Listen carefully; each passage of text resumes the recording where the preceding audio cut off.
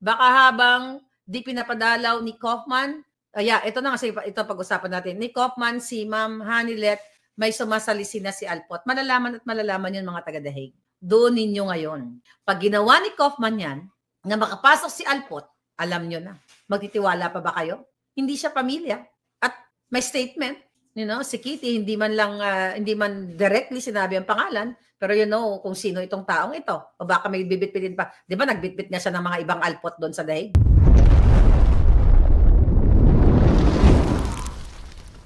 Kaya si Kaufman, baka naman.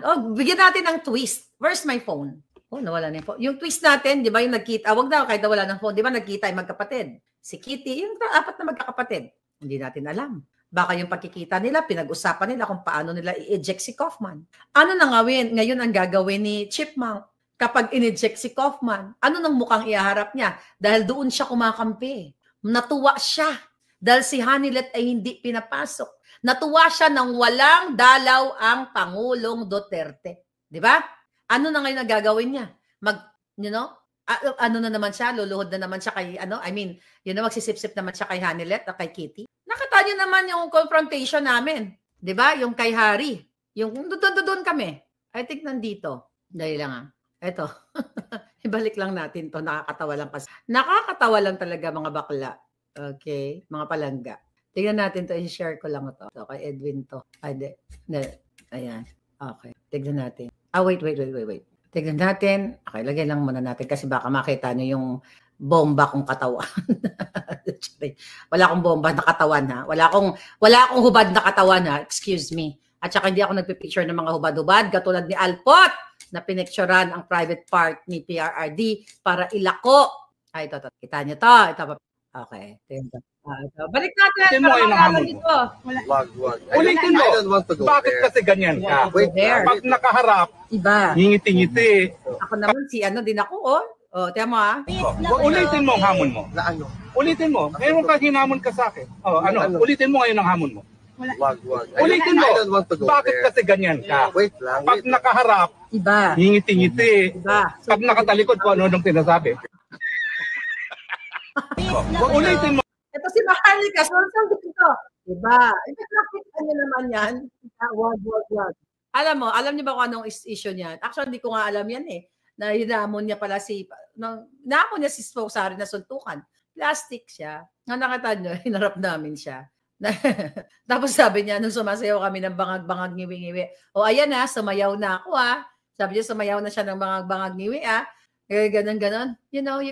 Kung ayaw mong sumayaw ng bangag ngiwi, hindi mo gagawin yon kung against your will. Kasi ako, papasayawin mo ako ng bagay na, let's say, mga dilawan, ng mga alpotera, para lang masabi ko sa audience ko na we're okay. I'm not like that. Patayin mo muna ako bago ko gawin yan. Hindi ko kayang lunukin yang ganyan. Na ayaw ko sa ginagawa nitong kapat dahil sa harap ng camera, dahil ayaw mo mawalan ka ng followers, sumayaw ka. And wala kang prinsipyo. Hinamon niya kasi si Spokesari na magsuntukan daw sila. Ano yung sinabi? Magsuntukan na lang tayo o parang ganon, di ba? Pinapakita ko yan sa inyo. Ayan na naman yung mga nagsasabi, pinag-aaway-away mo lang. Hindi po ako nagpa-away-away. Well, hindi ko na kailangan ma-expect. Alam niyo yun. Hinamon niya Ginamon niya si Spokes Hari. Alam mo, tinanong ko si Hari ito, Spokes, sabi ko na gano'n, alam mo ba? Sabi ko na nandoon ako sa gitna. Ayoko namang jombagin mo yun yung mukha nun, madudurog pag ginombag mo.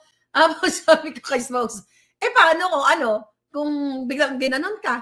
Syempre, alam mo na mali ka kung anong kasunod. Sabi ko gano'n hawakan ko yung kamay niya. Hawakan ko yung kamay niya para hindi kayo magkagulo. But, anyway, let's talk about being brave, Hindi, ikaw, Susie, anong ibig mong sabihin? Oh my God, typical Filipino attitudes. What do you mean attitudes? Ang dami namang attitudes na yan. Anong ibig mong sabihin? Nung ako ay bago sa Amerika, nangahamon din ako.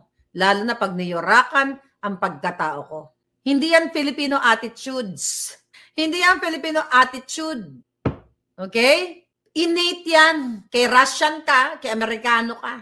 Kapag ikaw ay matapang at ninuyurakan ang ang iyong pagkatao. Hinamon siya. Alam mo ba na hinamon siya? Binalahura si Harry Roque sa Facebook ni Chipmunk. 'Di ba? Tapos aanuhin mo lang. Ako talaga nananapak ako kung kinakailangan manapak. Lalo pag inunahan mo ko.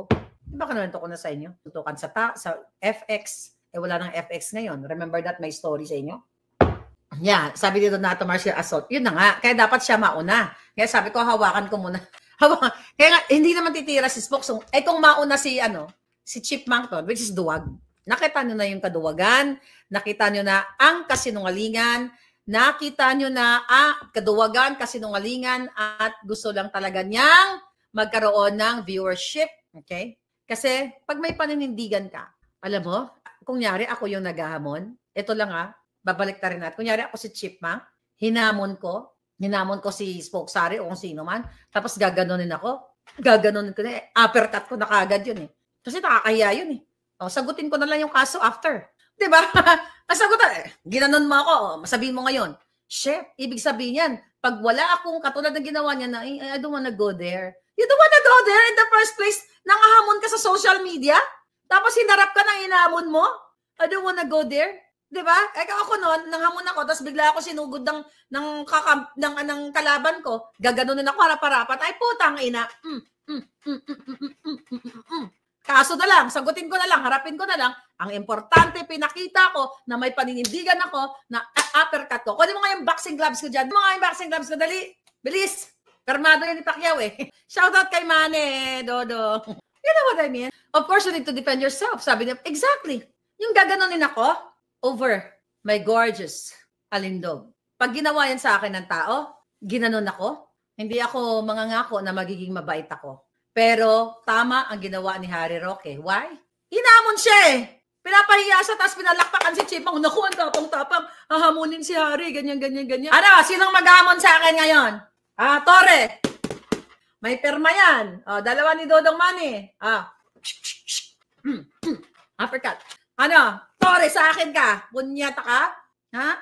Sa akin ka ngayon. Visit kayo. Galit yun. Yan, lakas ko sumuntok bakla. Nag-practice ako sa sagingan namin. Ay, nako. Diba? Tatama lang dito, sa panga pa lang ni, Di ba, sa panga pa lang ni Alpot, durog na siya eh. Tanggal ang alap-up mo, bakla. Di ba, pag ginanon ko si Alpot, magpasapak ka sa akin, tanggal yung alap-up mo sa muka. Di ba? Yung mga binat nila, gusto mo salugsugin ko nitong boxing ko? Meron ako doon sa labas. Punching bag. May punching bag ako doon. Visit kayo? Wag niyo ako hinahamon. Linggo ngayon. Hanap kayo ng contender ko. Money! But, very history. I think during Bradley fight to nasa Vegas ako. Ito, binili ko to. Binili ko ba to? Yeah, I think binili ko to. Pero ito binigay ko sa akin. Uy, tatay, yung coach ni Manny, nasaan ka na? Si tatay, yung unang coach ni Manny, siya yung nagbigay nito sa akin. Si Tatay Ben! Tatay Ben! Nasaan ka na? Oh my God, it's been a while. Is he still around, si Tatay Ben? Siya yung nagbigay niyan sa akin. Anyway, ano na? Visit. Mamaya, boxing tayo Magjumbagan tayo. Hayop na Torre na yan. Kikembot-kembot yung puwet. Torre, tayo mag-boxing. Diba? Dahil talo ka na doon kay Baste. Diyos ko, yung itlog mo basag. Sa akin pa lang, basag na yung itlog mo, Torre. Basagin ko kasama yung mga alpot. Diba? Hi, Lichen. Anyway.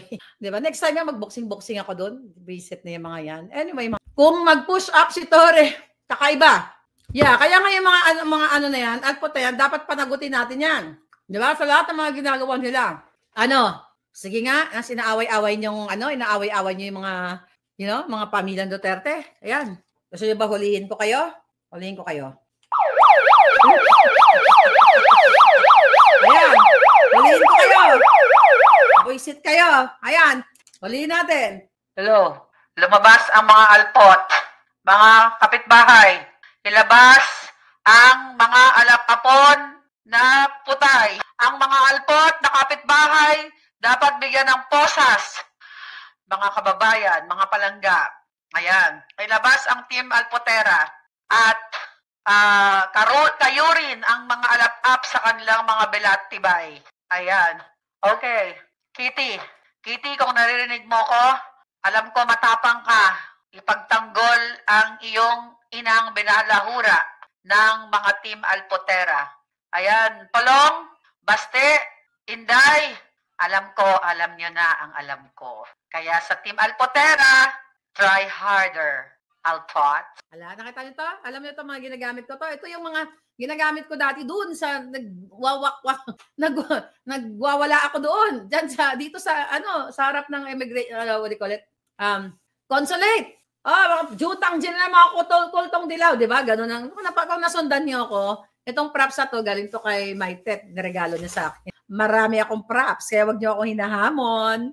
Yes, sabi ni Romantic Mon. Anyway, palangga, alam ko ang saya-saya ninyo, but babalik tayo pamaya. Di ba? Magpapaganda muli ako, di ba? Magpapaganda muli tayo, but thank you so much at wag nating tigilan itong laban na ito. Bottom line, kawawa po ang Pangulong Duterte, hanggang ngayon ay wala pa ring dalaw.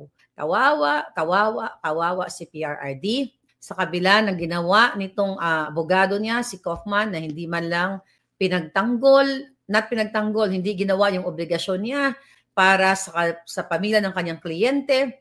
Ang ginawa niya ay nagmarites pa kasama si Chipmunk. Wala pong matinong abogado, okay, nagagawa ng ganyan, na nakikialam sa family matters or whatever.